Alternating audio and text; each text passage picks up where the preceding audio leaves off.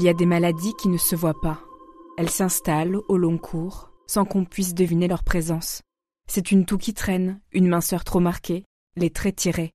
On vous croit enrhumé, fatigué, on ne se doute pas. On ne vous prend pas en pitié, on ne sait pas.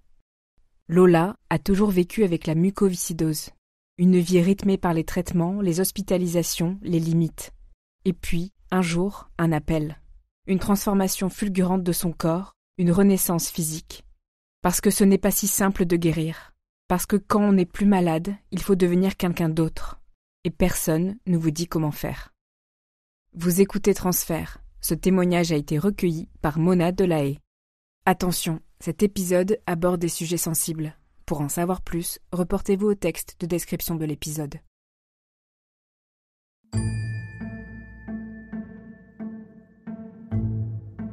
Dans ma famille, on est 3, mon papa, ma maman et moi.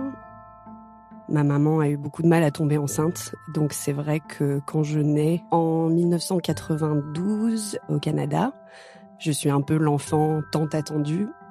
Très naturellement, on s'aime très fort, donc il y a vraiment une forme de complicité entre nous 3 et beaucoup d'amour. Je grandis comme une petite fille qui tombait régulièrement malade jusqu'au jour où j'ai viré bleu, j'arrivais plus à respirer. Et donc mes parents m'ont emmenée en urgence à l'hôpital, ils ont fait plusieurs tests et c'est là où ils se sont rendus compte que j'avais la muco.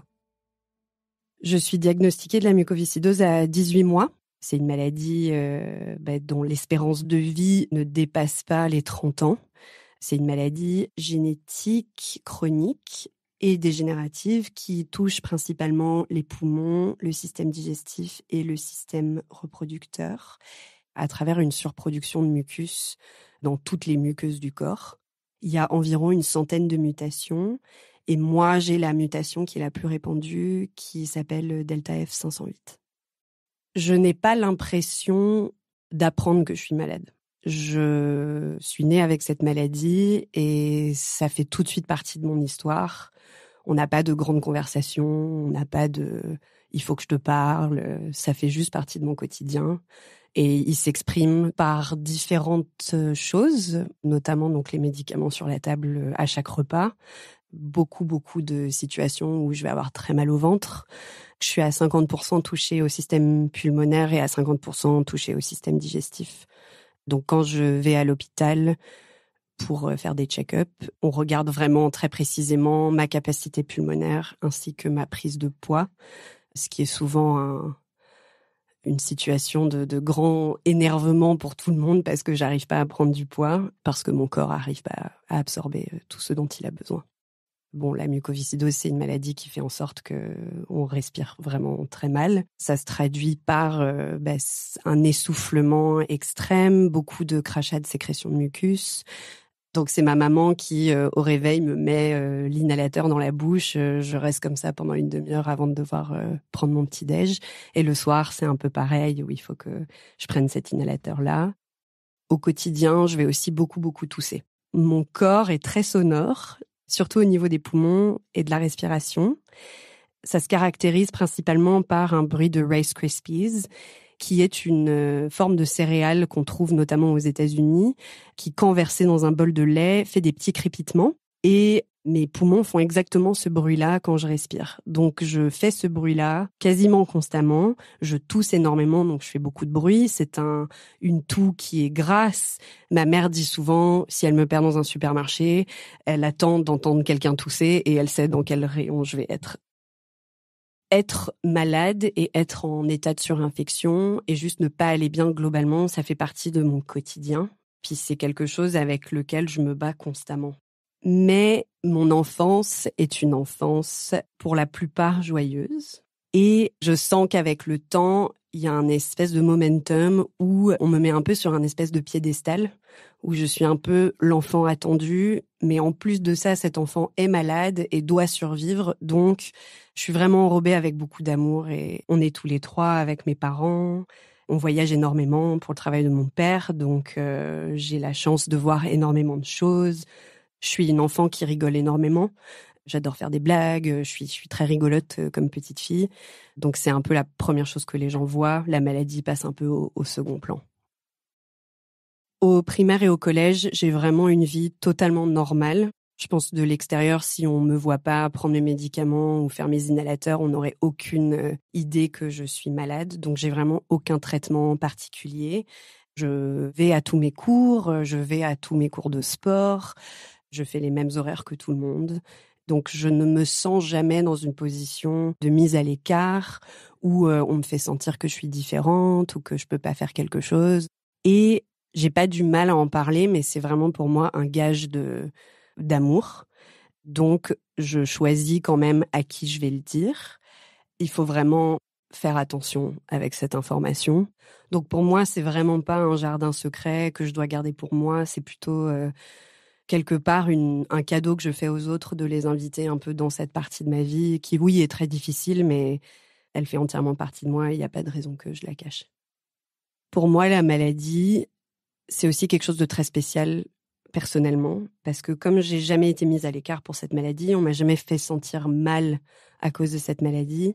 J'ai toujours perçu la mucoviscidose comme un super pouvoir, comme une sorte de secret un peu merveilleux qui fait de moi une personne sensationnelle et très spéciale, et que du coup, je suis un peu en hauteur par rapport aux autres, mais sans me prendre pour n'importe qui, mais c'est juste que j'ai l'impression que j'arrive à mieux comprendre la vie. J'ai une vision de la vie qui est beaucoup plus courte, mais donc beaucoup plus intense. Le concept de mort, pour moi, c'est un concept qui est introduit très tôt. Je pense à la mort constamment. Je la vois un peu comme une grande amie. C'est vraiment comme une ombre qui m'accompagne tous les jours. Je joue beaucoup aux Sims au primaire et au collège. Et quand un Sims meurt, il y a la faucheuse qui vient l'emmener. C'est vraiment comme ça que je représente la mort, c'est la faucheuse des Sims. Et c'est vrai que pour moi, c'est presque une présence rassurante parce qu'on sait tous qu'on va mourir, mais personne ne sait comment il va mourir. Et pour moi, c'est une évidence que c'est la mucoviscidose qui va m'emporter. Donc il y a quelque chose finalement de très rassurant à savoir comment on va mourir. Et je sais que ça va probablement être difficile et compliqué et douloureux, mais je sais que ça sera dans une chambre d'hôpital et je sais que ce sera avec ma famille et mes amis. Je sais que je serai dans un lit. Donc j'ai régulièrement des conversations avec mes parents, avec mes amis pour essayer d'introduire un peu cette idée que je vais mourir. Et je leur demande qu'est-ce que ça leur fait. Et je sens que c'est très compliqué pour eux. Je suis leur seule fille, mais pour moi, c'est une preuve d'amour que d'avoir cette conversation, parce que je me dis, ils vont m'aider à travers ça, et moi, je les aide aussi, je les prépare à ma mort imminente, avec beaucoup de douceur. C'est ça qui nous permet d'être prêts, en fait. C'est la préparation avant, c'est de parler de tout. Pour moi, c'est vraiment important de verbaliser ce concept de mort. Quand j'ai 13 ans, on habite à Portland, Oregon, aux États-Unis, et je suis hospitalisée pour une énième surinfection pulmonaire. Et on me propose de rencontrer une jeune fille qui, elle aussi, a la mucoviscidose. Pour moi, c'est une curiosité qui est piquée. Donc on m'emmène au pas de sa porte, de sa chambre d'hôpital. Je n'ai pas le droit de rentrer dans la chambre parce que les personnes avec la mucoviscidose ont des chances de contamination croisées, donc il faut absolument qu'on tienne nos distances. Et je l'observe et je me rends compte qu'elle me ressemble. Elle a des longs cheveux châtains, elle est blanche de peau et elle est assise sur son lit et on s'observe toutes les deux, mais sans rien dire. Et je me rends compte qu'elle est un peu plus âgée que moi et donc elle est probablement plus proche de la mort que moi. Si elle est hospitalisée aussi, c'est que elle va pas très bien. Et c'est un peu comme se voir dans un miroir aussi du futur. C'est très étrange comme sensation. Et il y a encore cette ombre de mort qui existe entre nous deux. C'est presque comme si elle nous tenait la main à toutes les deux. Il y a une sorte de cercle un peu magique qui se dessine. Je me suis imaginée tellement de fois à l'âge de cette personne, sur mon lit de mort, que quelque part c'est une représentation physique de quelque chose qui est dans ma tête depuis longtemps. Et je suis très très timide face à cette image parce qu'elle est angoissante et en même temps rassurante. Il y a quelque chose de très rassurant de se voir. Mais encore une fois, on se dit rien. Et ensuite, je rentre dans ma chambre et je ne la revois plus. Et avec le temps, ça ne me fait pas du tout peur.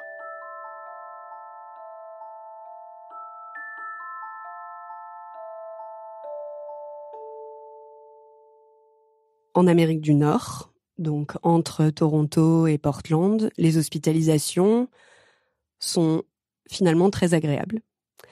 Les hôpitaux pour enfants sont un peu un immense terrain de jeu. On a des salles de jeux vidéo, on a des petits ordinateurs sur des roulettes qui sont amenés dans nos chambres. Tous mes copains viennent me voir, ils me font des grandes affiches qui collent au mur avec des signatures et des petits mots. J'ai une copine qui m'amène plein de jouets. Il y a des soirées loto qui sont organisées avec tous les enfants. C'est vraiment un lieu de joie extrême qui est très étrange parce que tous les enfants sont accrochés à des médicaments, ont des bandages aux bras, n'ont plus de cheveux, sont très maigres. Donc c'est un peu un festival de choses très étranges où il y a énormément de peine, énormément de douleur que je vois dans le regard des adultes et des parents qui doivent supporter leurs enfants dans des conditions extrêmement difficiles. Et en même temps, nous, on joue, on s'amuse et on a mal parfois, mais c'est pas ça qui prend le dessus. Donc, de mon diagnostic à mes 18 ans, je suis hospitalisée environ une fois par an. Je vais aussi voir le médecin pour des bilans de santé à peu près tous les 2-3 mois. Au lycée, j'ai une vie amoureuse très belle. Et malgré les garçons que j'ai dans ma vie, j'envisage de finir ma vie seule. Et quand je dis seule, c'est pas nécessairement pas entourée d'amour, mais parce que je prévois que ça va être une situation et des conditions très douloureuses et que je ne veux pas soumettre l'amour à ça. Toutes les décisions que je prends au quotidien, elles sont reliées à cette maladie. Donc il n'y a pas de moment où la maladie ne va pas faire partie des prises de décision. Est-ce que j'ai envie de me marier plus tard ? Est-ce que je peux aller dormir chez une copine ? Si c'est le cas, quel médicament est-ce qu'il faut que je prenne ? Est-ce qu'il faut que je sois rentrée à la maison à une certaine heure pour en faire à la maison ? Tout est vraiment relié à la maladie de façon très petite ou très grande. À mes 18 ans, je déménage à Montréal pour commencer mes études. Ma mère vient avec moi pour m'aider à m'installer cette première année. Donc on habite toutes les deux, toutes seules. Elle continue à faire comme elle faisait toujours, c'est-à-dire elle me prépare mes médicaments dans mon assiette le matin.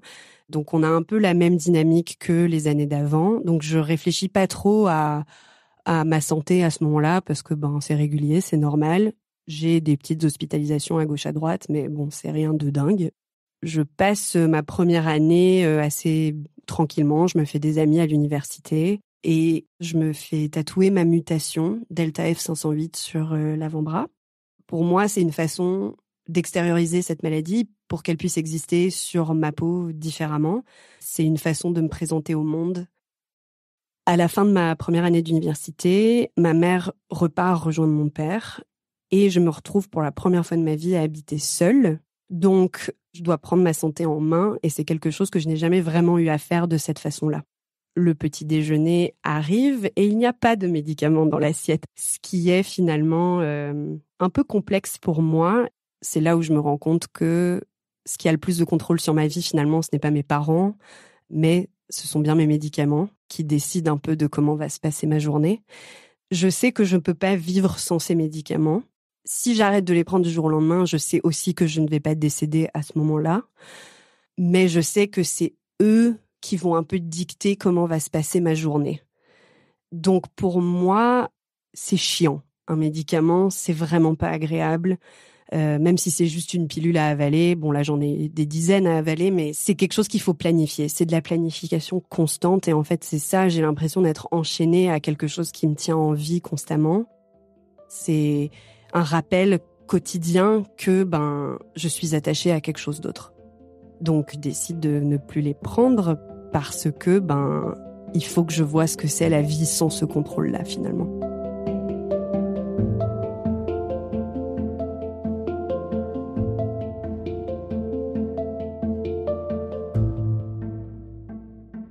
Le quotidien est relativement normal parce que je vais à l'école, je vais à tous mes cours, je n'en rate jamais un. Donc je garde vraiment cette constance de toujours aller à l'école et de faire mes devoirs et de faire tout ce qu'il faut. Cependant, monter les escaliers, porter des choses lourdes, ça devient compliqué. Et notamment faire mon lit est une tâche qui est extrêmement complexe. C'est une tâche ménagère qui est aussi nouvelle pour moi parce qu'avant, c'était mes parents qui faisaient mon ménage. Enlever les draps, enlever les housses, enlever les têtes d'oreiller, tout ça me prend un temps fou parce que je suis extrêmement essoufflée. Mettre le tout dans la machine à laver, attendre que ça sèche et ensuite refaire mon lit, c'est vraiment une activité que je planifie à l'avance. Et lorsque je fais cette tâche ménagère, je ne prévois absolument rien d'autre. Donc je ne vois pas d'amis, je n'ai pas de vie sociale cette journée-là. Je ne peux pas aller faire des courses parce que c'est trop fatigant. Donc c'est vraiment une tâche que j'observe avec beaucoup d'angoisse finalement parce que je sais que ça va pas être une partie de plaisir. Après quelques années de vie toute seule où j'essaye de me construire une vie d'adulte normale, je tousse beaucoup, plus que d'habitude. Je tousse aussi très gras. Quand on dit qu'on tousse très gras, c'est que il y a beaucoup de mucus dans les poumons. Donc je crache énormément de mucus. Mon mucus est très vert foncé, donc il est clairement infecté. C'est la première fois que je me retrouve dans cette situation et que je vois mon corps dans cet état et que je ressens cette respiration-là. Parce que je vais pas très bien, mon père vient me rendre visite et on va ensemble à l'hôpital pour un bilan avec mon médecin. On mesure ma capacité respiratoire et celle-ci descend proche des 30% de capacité respiratoire, ce qui est extrêmement bas. Une personne, entre guillemets, normale va avoir environ de 80 à 100% de capacité respiratoire. Mon père demande à ce que je sorte de la pièce parce qu'il veut parler avec mon médecin. Donc je sors de la pièce, je ferme la porte, je colle ma tête contre la porte et là j'entends mon père demander à mon médecin « On en est où vraiment pour de vrai ?» Et le médecin dit à mon père « Là c'est presque la fin, 30%, on approche la mise sur la liste de greffe. S'il n'y a pas quelque chose qui se passe, on va aller droit dans le mur. » Et donc j'entends ça, et pour moi c'est un peu un premier réveil où je me dis « Ah d'accord, là on a un peu touché le fond, et si je fais pas attention, c'est soit je suis mise sur liste de greffe, ou soit je décède très rapidement. »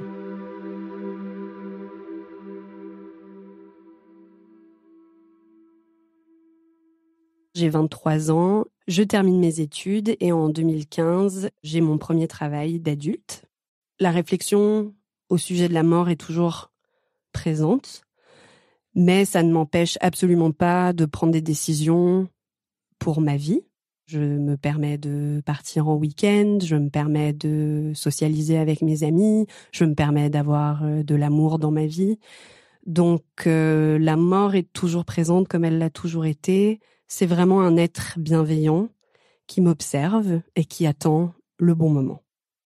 À l'hôpital, je suis toujours très vocale sur mon envie d'aider ma communauté et je suis introduite à une personne qui travaille au sein de l'hôpital et qui est chargée de la remise en forme de certains patients. Je lui parle aussi de mon envie justement de vouloir aider ma communauté et elle me dirige vers la recherche à l'hôpital. C'est un monde que je ne connais pas du tout, c'est un monde dont je ne connaissais même pas l'existence juste à ce moment-là. Donc les choses se font assez simplement. Je rencontre un médecin qui, lui, est en charge de chapeauter les projets de recherche qui sont liés à la mucoviscidose. Et je signe quelques papiers. On me parle d'un projet de médicaments qu'on appelle des modulateurs et qui permettent de corriger le défaut de la protéine qui est responsable de la mucoviscidose dans le corps. Donc je me considère un peu comme un petit hamster. Je suis pas sûre si un jour je vais me réveiller avec un troisième œil à la place du front, mais je suis vraiment super contente parce que c'est enfin une réponse à toutes mes attentes, que je peux enfin faire quelque chose pour aider ma communauté. Dans la communauté, on commence à entendre parler d'un médicament qui serait vraiment un médicament qui changerait la vie de tous les patients. C'est un espèce de yéti, c'est comme un monstre imaginaire. Il y a toujours en fait cette espèce de conversation avec les médecins qui disent il y a quelque chose qui va arriver. C'est comme si on nous annonce une tempête, mais on n'est pas sûr du moment où ce médicament arrivera, on ne sait pas sous quelle forme, on ne sait pas quand, on ne sait pas comment, mais on sait qu'il y a quelque chose qui va arriver. C'est comme on sent le vent qui tourne avant une tempête. J'ai 25 ans, ma vie va plutôt bien. On me présente plusieurs différents modulateurs parce que certains deviennent obsolètes ou ne sont plus assez bons ou performants et que d'autres, du coup, arrivent en recherche. Donc, j'en essaye entre 5 et 6 sur plusieurs années. Ces médicaments-là me permettent notamment d'avoir une meilleure hygiène de vie, surtout pulmonaire. Donc, j'arrive à un plateau de 50% de capacité respiratoire et c'est tout ce que je connais. Ce qu'il faut savoir, c'est que quand on n'a pas vécu quelque chose, on ne peut pas savoir ce que c'est. Donc pour moi, 50%, c'est comme si j'étais à 100%. Je ne sais pas ce que c'est de respirer bien, mais l'état dans lequel je suis à ce moment-là me permet vraiment d'avoir une vie totalement normale. Cependant, j'arrive toujours pas à faire mon lit sans être essoufflée. La fin de ma vingtaine se termine avec l'arrivée du Covid. Je continue de prendre les modulateurs et on dirait que malgré tout ça, ma santé se dégrade quand même parce que mon corps, je sens, commence à un peu perdre de sa puissance. Mes hospitalisations deviennent un peu plus rapprochées. Je commence aussi à cracher du sang, ce qui devient un peu plus problématique parce que cracher du sang pour n'importe qui, c'est pas très normal. Donc je me retrouve devant cette réalité-là. Je commence à avoir peur de tousser parce que j'ai peur de ressentir le goût de fer dans la bouche. Et quand ça arrive, tout de suite, c'est le branle-bas de combat. Il faut que j'aille aux urgences, il faut que je me fasse hospitaliser. Le lavabo est teinté de rouge. J'ai des traces de sang sur mon t-shirt quand je vais aux urgences. Donc c'est des moments de grande solitude parce que c'est pendant la Covid, donc personne ne peut venir me voir. Et aux urgences, j'ai un pot qui est rempli de sang parce qu'ils doivent mesurer chaque heure combien de sang je perds pour s'assurer que je vais pas devoir me faire opérer directement. Le Covid se termine doucement. Avec le temps, je crache de plus en plus de sang. Et l'été 2022, je rentre en France pour rendre visite à ma famille. Je rentre du marché avec ma grand-mère un jour et je me rends compte que j'ai un appel vocal de manqué. Donc j'écoute le message qu'on m'a laissé et c'est le centre de recherche qui m'annonce qu'il y a une place pour moi pour essayer un nouveau modulateur qui s'appelle le Trikafta. Elle me dit que c'est vraiment une chance d'avoir cette place-là et que ça serait bien que je l'essaye à mon retour de France. Je suis très surprise quand j'entends son message parce que je ne m'y attends pas du tout. C'est un sentiment très étrange parce que j'ai hâte d'essayer et en même temps, avec tous les modulateurs que j'ai pris dans ma vie, je peux pas croire qu'un nouveau modulateur puisse avoir des effets extrêmement positifs ou qui puisse changer mon corps entièrement. Donc, je suis curieuse, c'est beaucoup de curiosité. La semaine après les vacances, arrive enfin le jour J, où je me réveille avec une sorte de sentiment que peut-être les choses vont changer aujourd'hui. Il y a vraiment un truc dans l'air, une forme d'électricité que j'arrive pas vraiment à décrire. Je pars à l'hôpital et il y a tout de suite une ambiance dans la salle, un peu d'excitation, quelque chose de nouveau. Donc je m'assois sur le fauteuil sur lequel je m'assois tout le temps, fébrile. Donc j'attends et là arrive le personnel qui me donne toutes les plaquettes et je dois sortir le premier médicament de la plaquette. Je prends ma bouteille d'eau et là je sens qu'il y a vraiment un truc qui se passe où je regarde tout le monde dans les yeux, je prends le médicament, je l'avale. On pleure pas à ce moment-là mais on pourrait. Lorsque je prends le médicament, le personnel me prévient en me disant « Tu vas voir dans les prochaines heures, il risque de se passer des choses ». Et moi, je ne sais pas quoi faire de cette information parce que ça fait des années que je prends des modulateurs et que rien de phénoménal ne s'est passé dans les premières heures de la prise du médicament. Je rentre à la maison, au début, rien ne se passe et je commence à tousser comme je le fais d'habitude.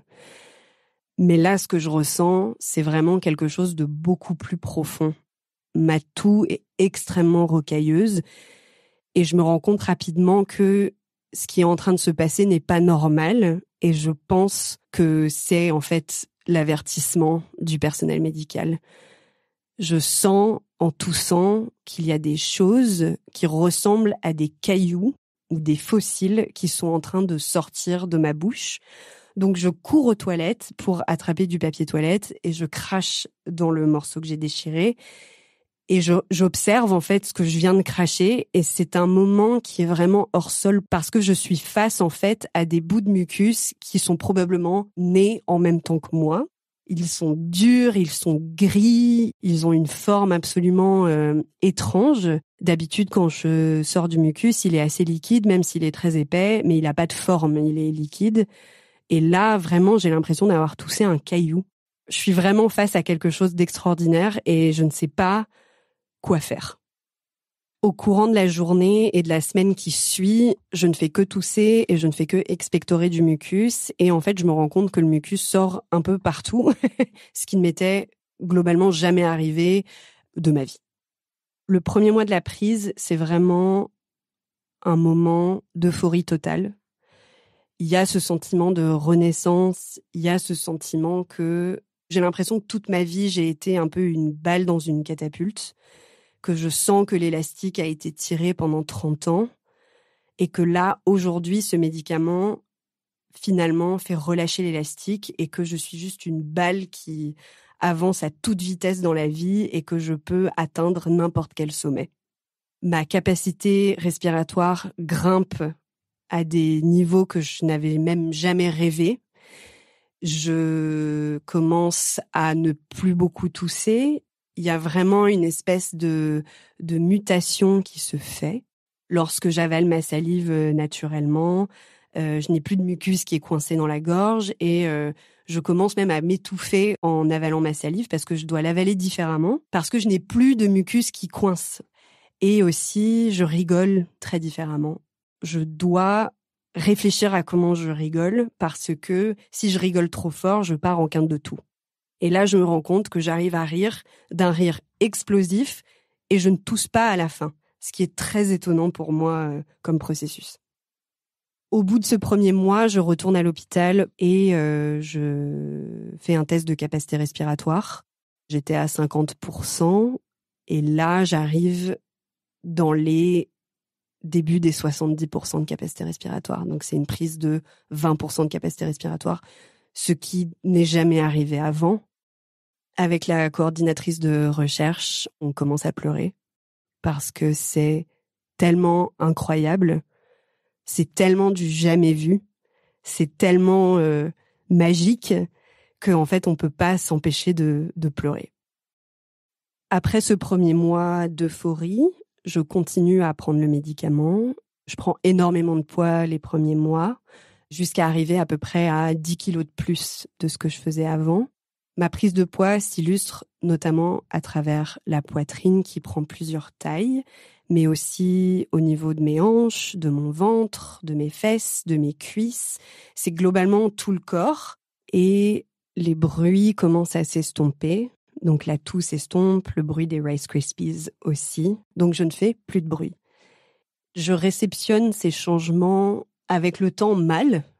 Personne ne m'a prévenu de ces changements. Personne ne m'a dit que ces changements seraient drastiques. On m'a dit, tu vas voir, des choses vont arriver. Mais on ne m'a pas dit quoi. Ma santé mentale, elle, commence à elle baisser en fait.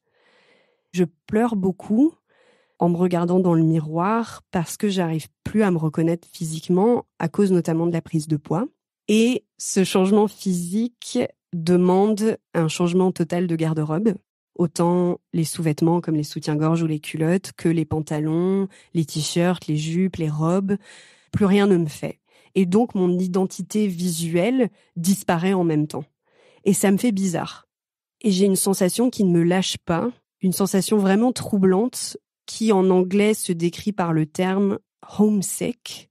Donc je suis en manque de ma maison et je ne comprends pas pourquoi, parce que j'habite dans un appartement que j'aime, je ne suis pas déracinée de mon lieu de vie, je suis toujours dans le même pays, mais il y a comme une sensation où je ne suis plus à la maison. Et je réfléchis à ce sentiment pendant longtemps jusqu'à ce que je me rende compte que, en fait, je suis homesick de mon corps parce que j'habite un corps qui n'est plus le mien et auquel il faut que je m'adapte.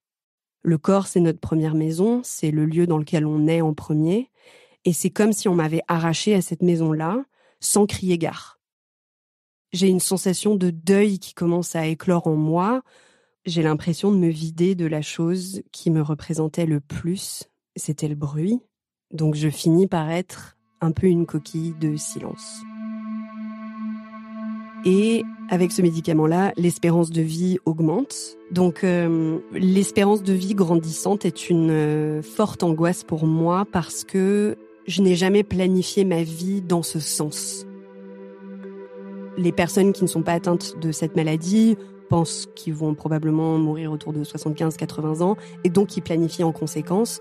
On met de l'argent de côté pour la retraite, on planifie de se marier, on planifie d'avoir des enfants, de construire une maison, d'acheter un chien. Et moi, ça n'a jamais été le cas. Alors oui, j'ai mis de côté un petit peu, mais j'ai pas vraiment eu cette idée que j'allais avoir une retraite, par exemple. Donc pour moi, j'allais mourir au travail. Ce qui est très angoissant, c'est de se dire, ok, là, j'ai 50 ans de plus à vivre, mais qu'est-ce que je vais faire de ces 50 prochaines années ? J'en ai aucune envie. Moi, j'étais prête à mourir dans 20 ans. 20 ans, ça me paraît immense. Qu'est-ce que je vais faire de 50 années de plus ? J'en ai pas besoin, j'en ai pas envie, en fait.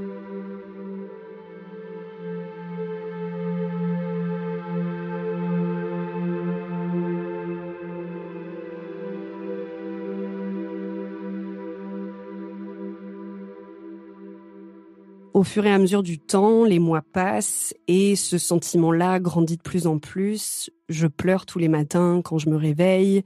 C'est effectivement un peu une descente aux enfers où plus rien ne va. En fait, je ne me reconnais plus. Je suis confrontée avec cette idée que les gens autour de moi m'aiment ou m'aimaient parce que j'étais malade et que même si j'ai encore la maladie en moi, elle ne s'exprime plus de la même façon et que donc, à leurs yeux, je ne suis plus malade et donc, je n'ai plus rien de spécial à partager avec le monde. Je n'arrive plus à avoir de vie sociale parce que je suis constamment confrontée au regard des autres qui, lui, est très positif et moi qui n'arrive pas à reconnecter avec cette partie de moi. Et je commence à imaginer des scénarios dans lesquels je meurs. Je construis une nouvelle relation avec ce personnage de mort. Vu que la maladie n'est plus, entre guillemets, un problème, il faut que je meure différemment. Donc, j'imagine vraiment des scénarios de décès qui ne sont plus liés à la maladie, mais qui sont liés à des situations où je m'imagine, par exemple, pendue au rideau. J'ai vraiment cette sensation que la mort est là, qu'il faut qu'elle existe, qu'il faut qu'elle prenne sa place d'une façon ou d'une autre. Et mes journées sont vraiment caractérisées uniquement par ça. Je me sens extrêmement coupable d'avoir ces pensées-là, parce que je me dis, mon Dieu, mais des gens tueraient pour avoir ce médicament-là. Il n'y a pas toutes les personnes qui sont atteintes de la muco qui peuvent y avoir accès. Et toi, tu l'as sans problème à travers la recherche. Tu dois même pas payer pour ce médicament et tu craches dessus. En fait, ça n'a aucun sens et c'est terrible. On m'a jamais forcé à prendre ce médicament. J'en suis très consciente. Au contraire, je me suis mise dans la recherche. Je suis constamment dans cette dichotomie de me dire, il faut que tu prennes ça comme une chance, il faut que tu vois le revers de la médaille qui est bon, il faut que tu te forces. Et en fait, je n'y arrive pas. C'est trop difficile. Je me mets au lit très tôt le soir, où je prends mon coussin dans les bras et je m'imagine enfant. J'imagine que le coussin, en fait, c'est moi, enfant. J'ai 30 ans à ce moment-là, et la petite fille que j'ai dans les bras, elle a 5-6 ans. Et je m'en veux terriblement, en fait, de m'être dissociée de cette personne-là. Et je m'excuse, en fait, d'avoir pris ce chemin-là. Parce que j'ai jamais eu de mal avec cette maladie. Et que du coup, je n'avais pas nécessairement besoin d'aller mieux. En fait, de ne plus être malade, c'est m'être complètement séparée de qui j'étais avant. Les médecins ont un peu du mal à comprendre ce qui m'arrive. Je leur dis que je vais pas bien ou que je pleure et on me dit oui mais tes résultats sont très bons donc il n'y a pas de raison que ça aille pas en fait. Ce médicament est tellement nouveau qu'on n'a aucune idée vraiment des effets sur le long terme, à part les effets physiques qu'on voit déjà. mais les effets de santé mentale ne sont vraiment pas du tout documentés, ou en tout cas très très peu. Les médecins, eux, me disent que ce n'est pas nécessairement relié à la maladie. Mais moi, j'ai l'intime conviction que c'est le cas parce que y a beaucoup de choses dans mon corps qui changent au-delà de ma prise de poids et de ma respiration. Par exemple, l'odeur de ma transpiration change.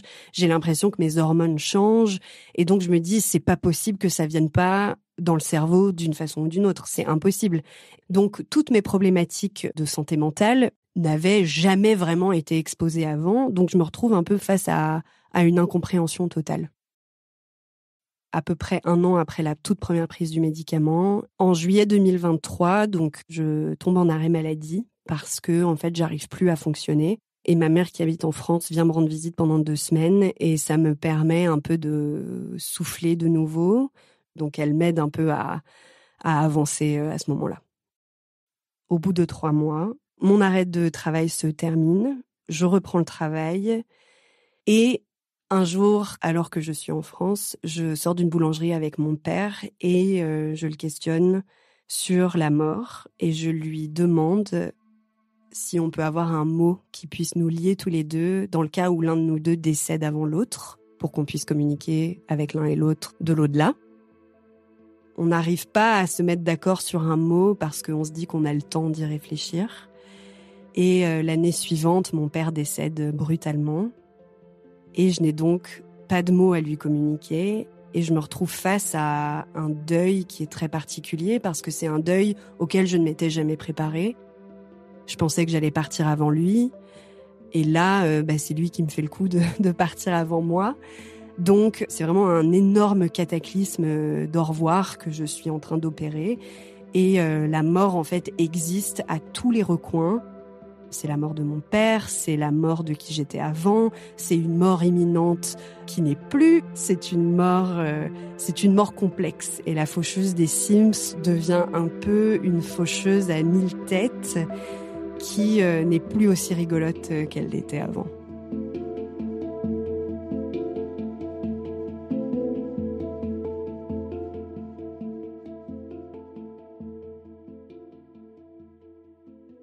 Toute l'année 2024 est une année qui est très floue pour moi. Je continue à me battre contre plein de pensées obsessives au sujet de qui j'étais avant, quand j'étais malade. J'ai peur d'oublier ce que c'est d'être malade. J'ai constamment cette idée que je perds quelque chose, que j'ai perdu quelque chose et que je cherche désespérément à retrouver qui j'étais avant. Je me bats avec ma garde-robe, je me bats avec tous les côtés positifs, en fait, et je n'arrive toujours pas à les voir sous une autre lumière. C'est une année qui est encore très compliquée. Après la prise de Trikafta, je ne tombe plus malade. J'ai des tout petits rhumes, mais vraiment rien de bien dingue. Mais je tombe malade parce que j'attrape une espèce de bronchite carabinée qui me cloue au lit pendant 3 semaines. Donc j'ai les poumons vraiment en feu, je ne fais que tousser. Et là, en fait, ça me remet dans cet espace de santé dans lequel j'ai grandi, finalement, qui était celui d'avoir beaucoup de mal à respirer, d'avancer à 2 à l'heure. Et en fait, ça me remet face à mon passé d'une façon assez étrange. C'est une grosse prise de conscience pour moi. C'est un rappel que les choses peuvent aller mieux, que les choses vont mieux. Et que ça fait du bien de pouvoir respirer, et ça fait du bien de pouvoir marcher dans la rue, et ça fait du bien de pouvoir courir, et ça fait du bien de pas être essoufflé tout le temps et de manger à pleine bouche et de vraiment profiter de la vie sans souffrir finalement. Et ça remet un peu les idées en place. C'est pas nécessairement un événement déclencheur qui change ma vie, mais c'est comme un petit rappel de la vie qui me dit bon, je vais te refaire goûter ça, tu vas voir si t'aimes ce gâteau ou pas. Clairement, je l'ai pas trop aimé. Je suis finalement sortie de ma dépression. J'ai encore l'idée que ce qui me rendait spéciale m'a été retiré. Et j'ai beaucoup de mal encore à comprendre ma place dans la vie maintenant que je ne suis plus malade. Pour moi, c'était presque un rôle à jouer. Enfin, c'était même pas un rôle parce que c'était ma vie, mais c'était qui j'étais. Et on m'a complètement enlevé ça. Je me redéfinis encore et toujours. Je pense que j'ai pas encore atteint un stade où je suis en paix avec ce qui m'arrive. C'est vraiment difficile de se redéfinir à plus de 30 ans quand on a été si bien dans notre peau de malade. Après, je cherche aussi à me définir en dehors de cette maladie, mais c'est très compliqué. Je considère que c'est vraiment un cadeau de la vie d'être tombée malade et d'avoir vécu tout ce que j'ai vécu. Il y a des moments où je suis à la plage, où je suis en montagne, où je suis même en ville ou avec des copains et je me dis, essaye juste de respirer cet air-là, parce que si ça se trouve, aujourd'hui, tu serais pas là. Et c'est totalement OK si t'étais pas là. Je me pose encore la question, et on me la pose souvent, à savoir si je suis contente avec ce médicament. Et aujourd'hui, je suis pas encore capable de dire que si je retournais dans le passé, je reprendrais ce médicament. Je suis convaincue que c'est mieux d'être malade, mais d'être en accord avec soi-même et en paix dans sa tête face à la maladie, que de ne plus être malade et d'être constamment dans la peine et la tristesse et la recherche de qui on était avant. Et j'essaye encore de continuer à croquer la vie à pleines dents, mais je me laisse des espaces de tristesse et des espaces de confrontation avec moi-même parce qu'ils sont nécessaires pour que je puisse grandir et me sentir plus en paix. C'est vraiment la paix que je recherche.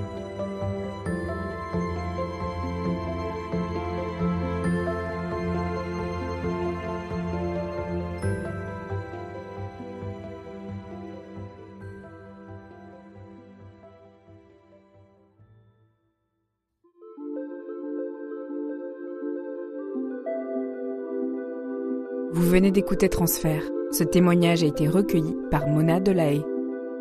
Transfert est produit par Slate Podcast. Direction et production éditoriale, Sarah Koskiewicz et Benjamin Septem-Ours. Chargé de production, Astrid Verdun. Chargé de post-production, prise de son et habillage musical, Mona Delahaye. Montage, Johanna Lalonde. L'introduction est écrite par Sarah Koskiewicz et Benjamin Septem-Ours. Elle est lue par Aurélie Rodriguez. Retrouvez Transfert tous les jeudis sur slate.fr et sur votre application d'écoute préférée. Découvrez aussi Transfert Club, l'offre premium de Transfert. 3 fois par mois, Transfert donne accès à du contenu exclusif, des histoires inédites et les coulisses de vos épisodes préférés. Pour vous abonner, rendez-vous sur slate.fr/transfertclub. Pour proposer une histoire, vous pouvez nous envoyer un mail à l'adresse transfert@slate.fr.